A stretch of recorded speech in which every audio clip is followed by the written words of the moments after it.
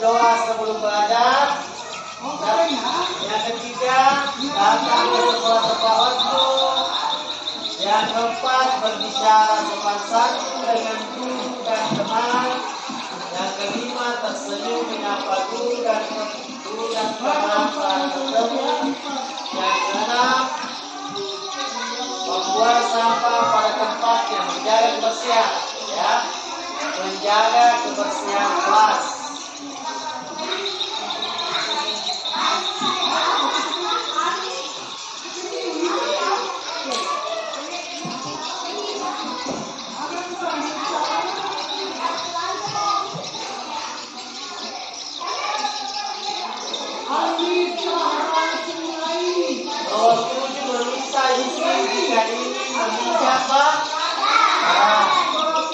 Yang kedelapan, menjaga dan mengembalikan barang pinjaman dengan yang ke-9, mengucapkan terima kasih.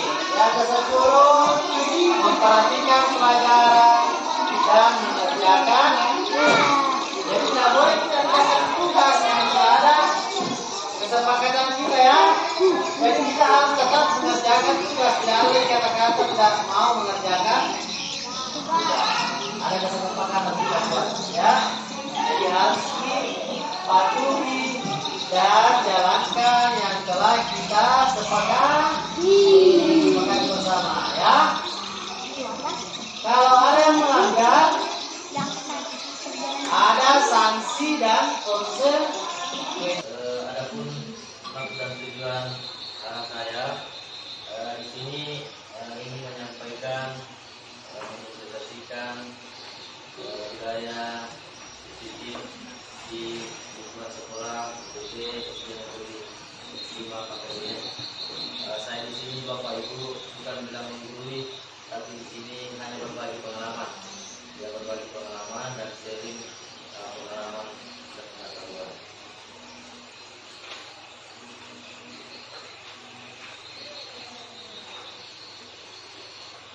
Jadi budaya positif di PT SD Negeri 5 KPN.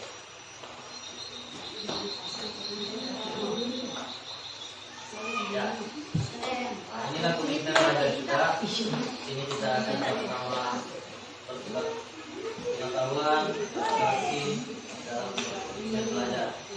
Pertama, kita mengkaji terhadap perbedaan dan berpendapat hanya ada berbagi pengalaman. Serta berpartisipasi dalam diskusi dan berpendapat. Kemudian ketiga, konsisten waktu saat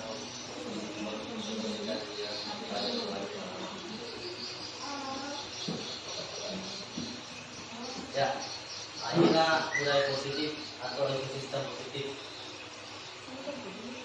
Kita contohkan budaya positif ini seorang petani yang hakikatnya adalah seorang pendidik. Merupakan bahwa petani ini dalam petani kan menanam padi, ya, hanya dapat menuntun tumbuhnya padi. Dia dapat perbaiki kondisi tanah, memelihara tanam padi, memberi pupuk dan air, membasmi ulat, semua pekerjaan petani. Nah, itulah diumpamakan bahwa petani ini dalam sekolah atau seorang pendidik. Jadi tugasnya kita itu guru begitu, memperbaiki saja kondisi anak, memelihara anak, memberikan dia serangan-serangan rohani atau mendidik dia hal-hal yang positif. Nah, kemudian kita memberi perlindungan kepada dia dari hama-hama atau kita sebut dengan mengganggu, gangguan negatif terhadap anak itu. Ini menurut pengajar Dewantara.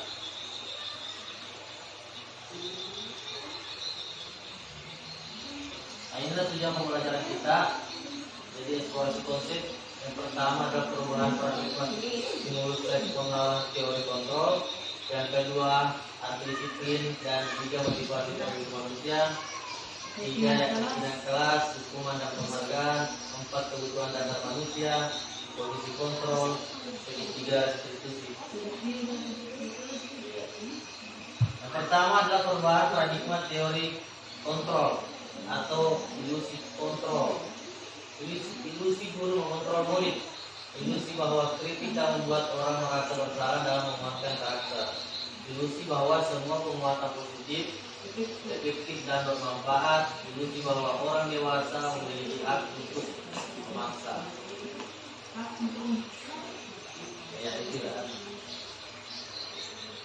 Sifat-sifat dewasa. Perubahan paradigma stimulus respon teori kontrol.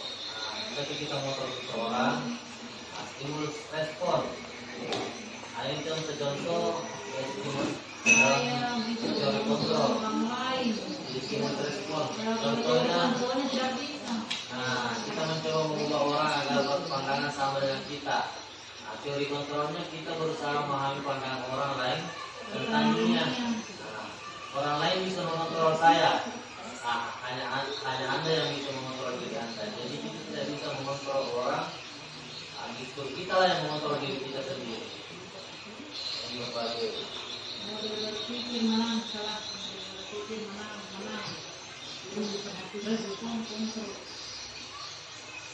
Nah ini yang ketiga, apakah makna disiplin? Berasal dari bahasa Latin disiplina, yang artinya belajar. Disiplin itu artinya sebenarnya filosofinya dari belajar. Makna asal dari kata berkonotasi dengan disiplin diri dari murid-murid Sokrates dan Plato. Disiplin diri membuat orang menggali potensi menuju sebuah tujuan, apa yang dihargai. Namun dalam budaya kita makna kata disiplin telah berubah menjadi sesuatu yang dibutuhkan seorang pada orang lain untuk mendapatkan kepatuhan. Ketentuan umum adalah menghubungkan kata disiplin dengan ketidaknyamanan, bukan dengan apa yang kita hargai atau mencapai suatu tujuan dia.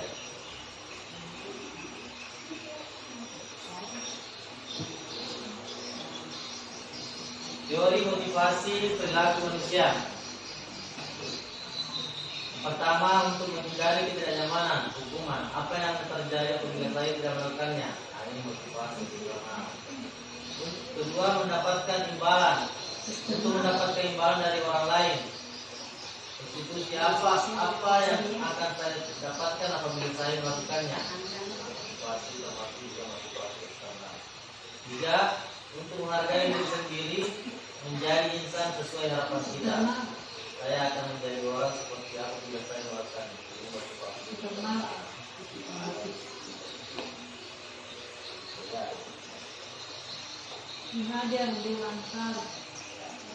Menurut Ki Hajar Dewantara, merdeka itu artinya tidak hanya terdapat pada perintah, terlepas dari perintah, akan tetapi juga cakap untuk memerintah diri sendiri.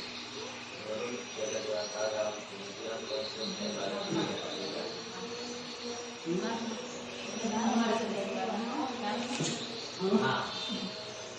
untuk mencapai budaya positif di lingkungan sekolah, pertama kita dalam alurnya itu peraturan kelas. Biasanya kan di sekolah itu dulu ada peraturan kelas, tata tertib sekolah.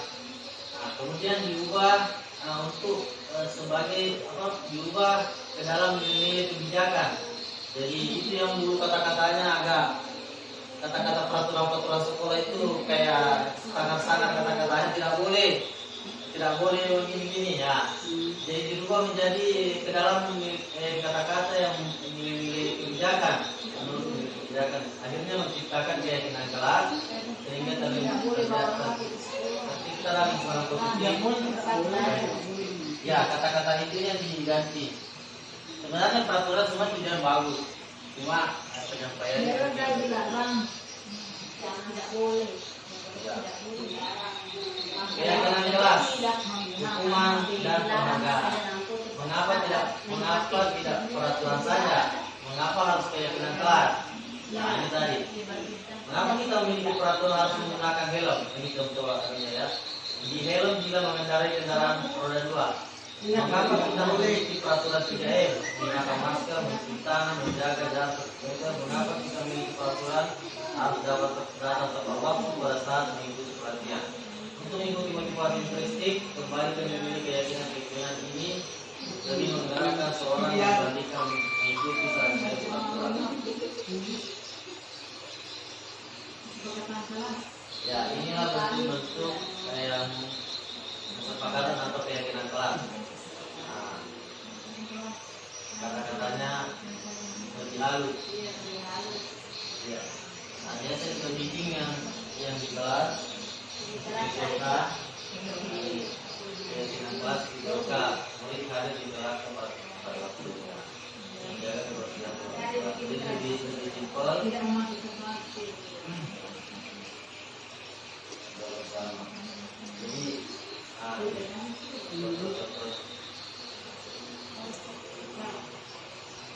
kemudian sikap penghukuman dihukum oleh penghargaan. Biasanya anak-anak itu selalu termotivasi karena ingin mendapatkan hadiah, ingin mendapatkan piala. Ya. Pada saatnya penghargaan itu berdampak negatif.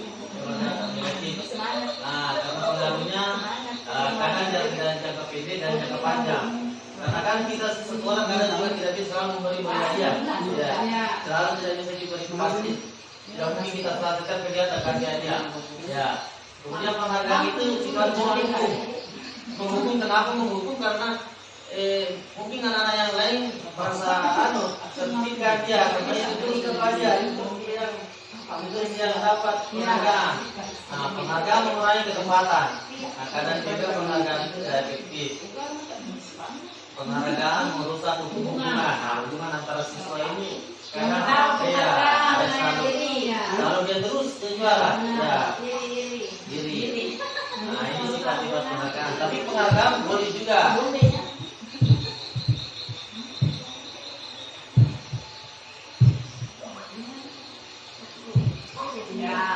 Tindakan guru.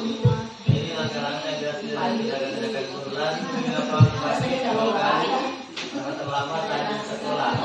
Sifatnya hukuman. Ada juga konsekuensi. Jadi di sini akan dihilangkan lagi sifat hukuman jadi menjadi konsekuensi. Jadi setiap perbuatan anak-anak diberi bukan hukuman, pergi ke cuci WC, itu lari di lapangan tanpa pakai sepatu. Ya. Jadi ada konsekuensi kayak seperti anak-anak naruh di bukunya temannya. Jadi, ya apa kira-kira tindakanmu supaya ini bisa diperbaiki? Nanti dia bilang, bagaimana kalau saya besok gantikan bukunya saya beli baru atau penghapusnya saya belikan yang baru. Jadi tidak boleh lagi. Itu yang naik di atas berdiri. Yeah.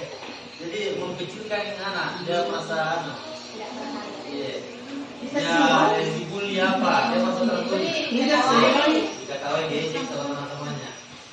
Ini betul-betul.